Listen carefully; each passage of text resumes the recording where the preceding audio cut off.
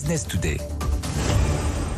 Et on va se demander ce matin si cette situation entre Israël et le Hamas peut avoir une dimension régionale, parce que c'est pas la première fois que Israël s'apprête à occuper la bande de Gaza, mais c'est la première fois que le Hamas, sans doute, intervient de manière aussi massive et coordonnée, à tel point, on a vu aussi les incursions depuis le Liban, à tel point qu'on peut se demander si derrière tout ça, il y a aussi le Hezbollah, s'il y a aussi l'Iran, et s'il y a eu un signal de départ. Bonjour Didier Billon. Bonjour. Qu'en pensez-vous ? Est-ce que ça reste une opération circonscrite à la bande de Gaza, ou est-ce qu'il y a une dimension régionale ? Non, il y a une dimension régionale. Alors je ne pense pas qu'il y ait eu un plan coordonné avec des donneurs d'ordre, en l'occurrence hypothétiquement situés à Téhéran. Ça, je n'y crois pas. Je pense que l'ensemble des groupes armés ou terroristes qui se battent dans cette région, le Hamas, le Hezbollah tout particulièrement, mais aussi quelques autres, ont leur agenda politique et militaire, donc bien évidemment particulier. Cela n'empêche pas qu'il puisse y avoir des éléments de contact, nous le savons très bien. Ces groupes se rencontrent régulièrement. On a beaucoup parlé récemment de rencontres au mois de juillet dernier à Beyrouth entre les gardiens de la révolution iranienne, le Hezbollah, le djihad islamique et le Hamas.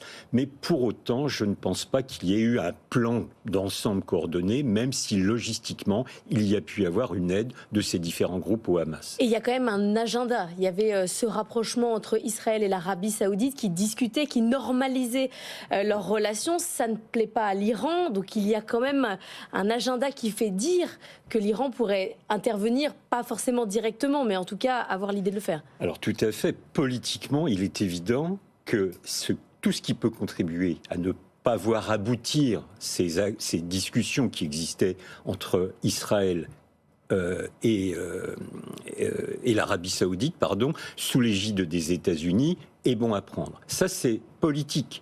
Pour autant, je ne pense pas que l'Iran ait un intérêt à avoir un déchaînement complet, le chaos dans la région. L'objectif de l'Iran, et dans les meilleurs délais, c'est de pouvoir se réintégrer dans le jeu régional, de peser incontestablement dans le jeu régional, mais je ne pense pas que ce soit son intérêt, et ce ne sont pas non plus dans ses moyens que de jouer la carte du pire, ne serait-ce que d'un point de vue strictement militaire et économique, bien sûr. Alors, comme souvent, c'est l'argent, le nerf de la guerre. Peut-être, dis-moi qui te finance, je te dirai pour qui tu travailles. En l'occurrence, le Hamas, quelles sont ses sources de financement ? Est-ce qu'il y a de l'argent de l'Iran ? Est-ce qu'il y a de l'argent du Qatar ? On le dit parfois. Est-ce qu'il y a de l'argent détourné des subventions internationales pour aider les populations qui erraient en fait à l'organisation militaire du Hamas ? C'est quoi ces moyens au Hamas ? Alors tout d'abord, la source principale, mais c'est documenté, c'est public et c'est assumé par les donateurs. Le Qatar, 30 millions de dollars par mois. Ça, c'est effectif. On se souvient qu'il y a quelques années, le précédent émir qatari est venu en visite officielle dans la bande de Gaza. C'est le seul chef d'État qui ait fait le déplacement dans la bande de Gaza. Ça, c'est assumé. Évidemment, ce n'est pas versé directement au Hamas, c'est versé à l'instance de gestion de la bande de Gaza, donc pour payer les fonctionnaires. Mais nous savons fort bien, au vu du régime qui a imposé le Hamas dans la bande de Gaza, que la plupart des fonctionnaires sont affiliés, sont affidés au Hamas. Deuxième source de financement, c'est l'Union européenne. Alors, évidemment, ce n'est pas un financement au Hamas, cela va de soi. Il y a toute une série de projets, y compris de type humanitaire, de type éducatif, qui amènent des fonds. Et je ne crois pas que ces fonds soient détournés. Il faut bien comprendre la situation sur la bande de Gaza. Une bande, évidemment, infiniment réduite d'un point de vue géographique, 2,5 millions de personnes environ, la densité la plus forte. Donc tout ça est parfaitement imbriqué. Et il est évident que le Hamas a la main sur ces projets humanitaires, éducatifs, etc. Donc on ne peut pas disjoncter les deux. On a annoncé ce week-end qu'on triplait l'aide européenne au soutien. Qui est quand même néanmoins, il faut préciser que c'est très contrôlé. Il ne faut pas croire qu'on jette l'argent comme cela. Ce sont sur des projets précis.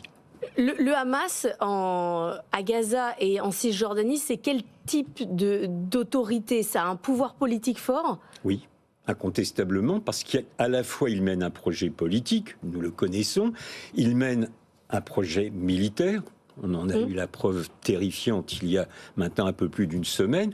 Mais il faut aussi comprendre que c'est le type d'organisation qui a initié, organisé et contrôlé toute une série de projets éducatifs, sanitaires dans la bande de Gaza. C'est comme ça qu'il a remporté les élections d'ailleurs dans Gaza. Il a une base de masse. C'est pourquoi lorsqu'on compare à des organisations terroristes, enfin certains comparent comme Daesh ou Al-Qaïda, ça n'a aucun rapport. Ces organisations étaient déterritorialisées. Le Hamas a une base territoriale, que cela nous plaise ou pas, au-delà de toutes les divergences avec le projet politique. Il y a un ancrage. Il y a un ancrage incontestable. Quel est le lien aujourd'hui entre le Hamas, qui donc est l'autorité qui dirige Gaza, et la Cisjordanie, l'autorité palestinienne? Mais les liens n'existent quasiment pas. Ouais. Et ils sont exécrables. Parce qu'évidemment, comme on sent que le Hamas, son projet, c'est entre autres d'apparaître comme le dépositaire du mouvement national palestinien. Ouais. Lutte de type national. Et que par ailleurs, l'autorité palestinienne dirigée par Mahmoud Abbas est totalement discréditée, non seulement à cause de la corruption, à cause du fossé générationnel qui existe. L'âge des dirigeants, à 87 ans. Lui-même, mais la moyenne d'âge doit tourner autour de 80, alors que la jeunesse palestinienne, pour sa part, est très très jeune, au vu de des enjeux démographiques et des dynamiques démographiques. Donc il y a une lutte de pouvoir entre ces deux instances qui prétendent représenter le peuple palestinien. Malheureusement, les relations sont totalement exécrables, cela depuis des années maintenant, plus de 15 ans. Merci beaucoup pour ces éclaircissements très intéressants. Merci Didier Billion, directeur adjoint de l'IRIS, d'avoir été notre invité.